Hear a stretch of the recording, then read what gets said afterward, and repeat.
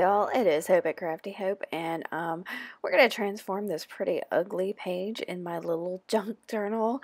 Yeah, I really didn't like that. That was, I don't know, some kind of book paper I had painted at some point and just threw it in that junk journal, and I hated it. So I'm starting by putting down some gesso, and I'm just gonna use a that's like a spatula.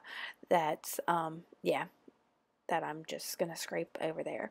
Now this was, as many of these have been lately, part of my 100-day project, and the material I was supposed to use for this day is metallic watercolors. So you'll see those come into play after a while. So I'm going to cover up as much of that. I don't know, it's fiery colors, and sometimes that's okay, but that's not what I was feeling on that day. And you'll see that I don't cover all of it up over there on that left side. I only get to the edge where it gets kind of, I don't know, kind of fades out over there. And that'll show through here in my end product somewhat, because it kind of goes with some of what I'm going to do here. So the first thing I'm going to do is collage. Actually, first thing I'm going to do is pin down those pages, because they were kind of flopping up because that book's getting full. So I've got all this ephemera that I had ordered from somebody at some point. It's all these little square pieces. And so a lot of these I'm going to tear into different shapes. And I'm going to cut out some of the collage of this because it's really boring. I'm just using my Oohoo glue stick and a gift card thing and collaging down just a bunch of papers. And for this one, I kind of started at the bottom and worked my way up with these different kind of shapes. So it's, like I said, I cut out a bunch of it. This video was way longer, but I took about 5 to 10 minutes of collaging out. So here's the last little bit once I had everything kind of in there, and I'm showing you that I'm trying to get everything glued down. I wanted you to see how precisely I was kind of making sure all this is glued down, because that kind of comes into play here later. So once it's glued down, I did have some stuff that kind of hung off the edges, so I cut that off. And again, I'm trying to seal all of those little bits and pieces of paper down there.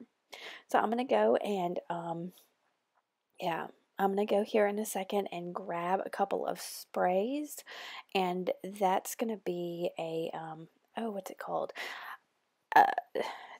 Distress spray, sorry, in Rusty Hinge, and a dilution spray in Vibrant Turquoise. And those two of my favorite sprays. They're pretty. I don't know, in my head they work well together. And I'm just kind of spraying them randomly on this page. And yeah, look at those colors. Aren't they yummy? Ah! So, and then I'm going to take a wet paintbrush and just move them around slightly. Not a whole lot. A lot of it I was just trying to get, some of that color everywhere. I'm going to blot up a little bit of that color that's in the seam to kind of make sure it doesn't seep through back there. And then I'm going to, without that even being dry, I'm grabbing my Deco Art Media Crackle Paste. This stuff is amazing. And I'm just going to take a palette knife there, that's just a cheap plastic palette knife, and run it through that, that spray ink. And like I said, the spray ink's still wet, so the crackle paste is going to soak up a little bit of that there, and you see I'm kind of smearing it through. And the only reason I'm cleaning off my palette knife is because I don't want to dip that color back in to the jar. I don't know. I don't want it to come through in something else later. That's, I'm a little picky about that. I don't like to transfer other colors onto things if I can keep from it. So, now, not all of this crackles, because some of it I get kind of thin. If you know anything about crackle paste, you know that where it's thicker, you get bigger crackles, and where it's thinner, you get smaller crackles. So, and if you get too thin, sometimes you don't get much crackle at all. So, anyway, I get all my crackle paste down, and then I'm going to take my finger and kind of move it in a couple areas where I want it to spread a little bit more. And then I'm going to leave it to dry. I'm not going to use my heat gun on this because crackle paste, especially this one, crackles way better if you just let it air dry. So that's what I'm going to let it do. And we come back here and this is where it's dry. Now look at that.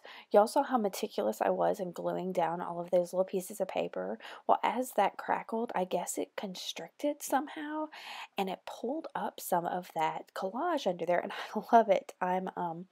Yeah, I absolutely love that I got all that texture, not only the crackle, but that pulled up bits of the collage underneath. Now I'm bringing in my metallic watercolors. These are Prima Marketing metallic shades or something like that. I'll have a link for them below. That'll go to them on Amazon, hopefully. If not, I'll find some way to share the information about them below. But I'm just picking out a couple colors and rubbing that kind of over the crackle. I'm trying to get some of the crackle lines to show up a little bit more, and I'm starting with the kind of the black that's in that set, which I consider gunmetal since it's a metallic. And I'm just kind of, you know, as wet as I can get that paintbrush and get as much color and get that on there. Now this color doesn't actually show up more than just kind of a sheen that's on there. But then I'm going to take also the here in a second, get kind of the bronzy gold over there. You see that one there, and go back through around on it as well. Again, kind of just using the same thing, picking a few things. I'm trying to make sure I don't rub it through a lot of where I put the black because I don't want it to get too muddy. So I am just going to bring that in there, and y'all, this, I don't know, when y'all see the finished pictures at the end, you're gonna, I don't know, hopefully you'll love it as much as I do, because this page, I don't know, just kind of flew together for me. I didn't have a plan going into this other than I knew I wanted to use those metallic watercolors, and I don't know, sometimes that's the best pages are the ones that just kind of come to me intuitively. So I'm looking at this and trying to decide what else it needs, and I'm gonna dry it real quick just because I want to make sure that I don't mess up what I just did. So this is a Stabilo Woody in black, and I'm just adding a little bit of movement, a couple of lines, no plan. And you see it kind of did, I don't know, that left corner down and then up in the right corner, and I don't know. I just did that. I don't know. No, again, totally intuitively. And I'm taking a wet paintbrush and I'm wetting some of those lines on there, but not all of them. I just kind of wanted them to be fluid. I don't know how to explain that. I didn't want them all, you know, some of it I wanted the lines there, but some of it I wanted it to just kind of pool and drip and bleed. And that's just kind of what I did. And rather than drying again, I'm just picking up some of the excess water with just an extra piece of paper off on the side. Yeah, you see me playing with where that papers come up. I don't know, I was digging it.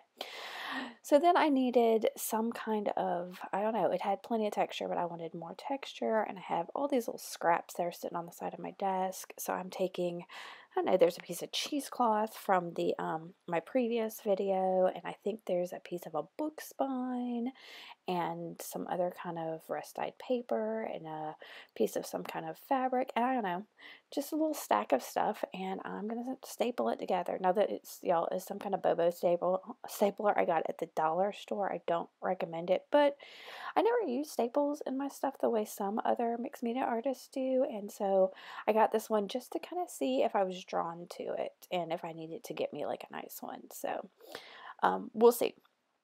We'll see. But I did a couple staples on that little stack, and I pulled out a bunch. Part of my 100-day project, I stamped a bunch of word stamps or sentiment stamps onto cardstock. So I pulled out some of those cardstock words and found one that says, "Kindle your spark of madness." Now, I can't tell you what stamp set that comes from. I'm sorry. I don't know. Looking at it, I'm gone. Oh my gosh, I hate to guess. Maybe a Dina Wakley, maybe Dilutions. I'm not sure. I'm sorry. I didn't write it on there, and it's not stuck in my head. So anyway, so I cut that out, and I am, if I can find where that stamp came from, I'll put a link to it, but I'm not going to promise that. So anyway, I tore around the outside of it because I didn't want those sharp lines. So much of that page just felt very organic and flowy, and so I kind of wanted, I wanted that to be, you know, rough and rugged like everything else. So I'm gluing down my little stapled stack, and then my sentiment, all with some matte gel medium.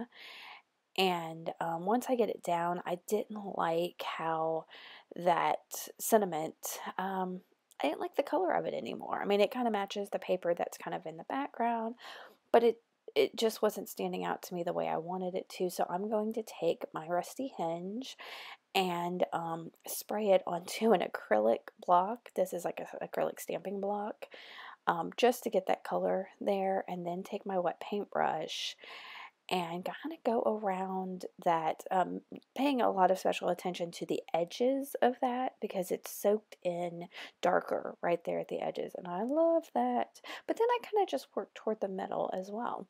And then that's going to be the end of this really yummy, amazing, intuitive page. I am absolutely smitten with it. I love how it just flew together. And if you like it too, make sure you give me a thumbs up. And make sure to subscribe so you can see some of the other, I don't know, stuff I got going on. So, if you have any questions or need any information, make sure you comment and come back again and see what else I've got going on. Alright guys, thanks for watching. Bye.